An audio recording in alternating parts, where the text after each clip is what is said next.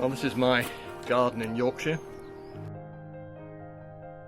and normally at this time of year I'd be out and about doing all sorts of things, but since the lockdown, really life has stopped at this gate, and for 23 hours a day this is as far as I can go.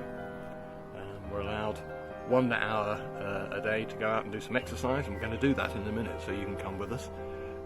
And then if we have to, we can go to the shops to buy some shopping and so forth, and go to the doctor. But life is pretty dull in that sense, not much to do, stuck at home. Really, a lot of the work that we've been planning and hoping to do is quite difficult. I work with the International Christian Media Commission as Senior Associate, and our job is to support Christian folk working overseas, mostly in the global south, in their use of the media. And just before the lockdown we had to cancel quite a few training trips just so that we could stay home and be safe. And now they're all delayed until at least the end of the year, and we don't know really when it's going to come to an end, and that could be quite discouraging, quite difficult. But we've been asking, what is God really saying to us as his people?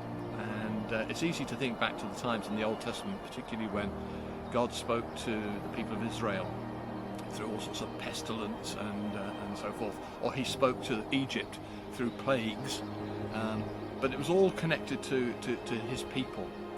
And so I wonder what God is calling us to as his people in terms of repentance and turning back to his way of doing things, turning back to him.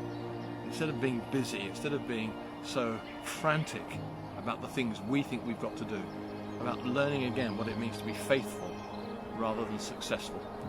And so for me, although I'm not really enjoying this lockdown, I can say that one of the things I want to discover is, what does it mean for me to be a faithful follower of Christ rather than a successful one?